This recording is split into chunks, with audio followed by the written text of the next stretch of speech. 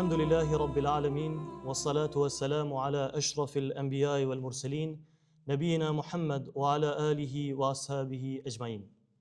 Allahun Ta'ala e falenderojmë që na udhëzoi në Islam, në këtë fe e cila në vetveten e saj ngërthen për sotshmërinë.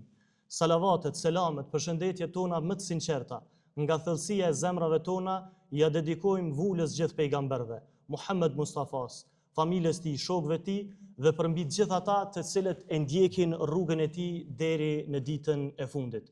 Të dashur vëllezër, të nderuara nëna dhe motra, ju përshëndes me përshëndetjen e banorëve të xhenetit. Esselamu alaikum wa rahmetullahi wa barakatuh. Paqja, mirësitë, begatit, gjithat mirat e Zotit qofshin mbi juve, familjet e juve dhe evladët e juve. Të dashur vëllezër dhe motra, jemi në muajin e bekuar, në muajin Dhulhijhe. Dhe pikrisht në këtë muaj zbriti një ajet, i cili ajet ne kanë lakmin edhe ata që fare nuk i takojnë kësaj feje. E këtë dëshmoj me vetë faktin që në kohën e prirësit të drejt Omerit erdhi një prej qifutëve dhe i tha: "Ja Emirul Mu'minin, o prirësi besimtarve, ju keni në librin tuaj një ajet i cili po të na vinte në libra ton, atë ditë të zbritjes do ta bënim ditë kremte, do ta bënim ditë feste." Natyrisht Omeri e pyeti se për cilin ajet po bëhej fjalë. Në ato momente qifuti filloi të lexonte ajetin e 3 të surës El-Maide, ku Allahu thot: "El-yawma akmaltu lakum dinukum wa atmamtu alaykum ni'mati wa raditu lakum al-islami dina." Sot në këtë fe, sot në këtë ditë unë ua plotësova, ua kompletova, ua përsosa fen dhe plotësova dhuntin time karshi juve dhe zgjodha që Islami të jetë fe për ju.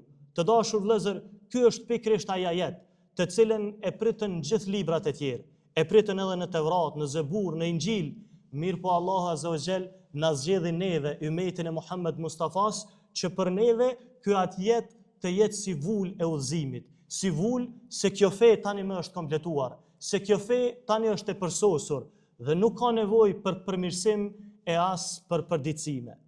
Omeri, kur e dëgjoi këtë ajet, tha: "Vallahi, e di mirë ditën kur ka zbritur këtë ajet dhe e di mirë edhe vendin në të cilin ka zbritur."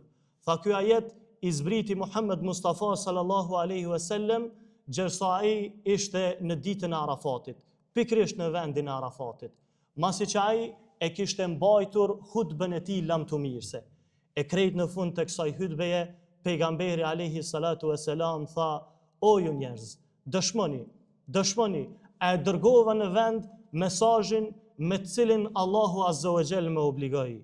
Të gjithë njerëzori përmbi 100.000 sahabi i thanë: "Ja Rasulullah, ne dëshmojmë se ti e çove në fund amanetin, përgjegjësinë të cilën Zoti ty ta obligoi." E pasi që dëshmoi toka, radha i erdhi që të dëshmonte edhe qielli. Tregohet se kur i zbriti ky ajet nga Xhibrili Muhammed Mustafas, ai ishte mbi shpinën e devës së tij. Mirë po nga pesha e madhe që bart ky ajet dhe nga rëndësia e madhe që ka fjala e Allahut, devja e pejgamberit ra në gjunjët e saj. Të dashur vëllezër, të nderuar nëna dhe motra, kur Imam Taberiu e komenton në tefsirin e tij këtë ajet, sidomos pjesën e fundit të këtij ajeti, ku Allahu thot: "Unë jam i kënaqur që Islami të jetë feja juaja", Imam Taberiu thot: "Imagjinoni Zoti i tokës, i qiellit, i hanës, i diellit, Allahu i cili ka krijuar çdo gjë, është i kënaqur me këtë Islam. E si mos jemi ne të kënaqur që Zoti na bëri pjesëtar të kësaj feje, të këtij dinit, këtij Islami me të cilën është i kënaqur." Të dashur vëllezër, natyrisht se dita e Arafatit, dita në cilën zbriti ky ajet, është ditë kënaqësie për neve, është ditë gëzimi. Përpos që është dita në të cilën u kompletua dhe u plotësua kjo fe, është dita në të cilën ka thënë pejgamberi alayhi salatu wassalam: "Nuk ka ditë në të cilën fal Zoti dhe mëshiron Zoti më shumë njerëz se sa pikrisht në ditën e Arafatit." Krejt në fund, të dashur vëllezër, Allahu Azza wa Jall dhe vetë Kurani na thirr për meditim, na thirr për reflektim. Andaj sa herë të lexojmë këtë ajet, ku Allahu po na u drejtohet duke thënë se unë kam kompletuar dhe kam plotësuar këtë fe, le t'ja bëjmë një pyetje vetvetes tonë. Me qenë se Allahu e kompletoi dhe e plotësoi këtë fe, sa jemi duke e plotësuar ne fenë në vetveten tonë, në familjet tona, sa jemi duke jetësuar në praktikën e përditshme në jetën tonë këtë fe e cila në vetveten e saj nuk ka lëshime, mirë po është e përsosur. E lusum Allahun Azza wa Jall na bëj prej atyre të cilët jetojnë me këtë islam, punojnë me këtë islam dhe krejt në fund na vije vdekja duke qenë pjesëtar të kësaj feje, e cila fe është e përsosur nga se na erdh nga Allahu i cili është i përsosur. Deri në takimin tonë të radhës, Assalamu alaikum wa rahmatullahi wa barakatuh.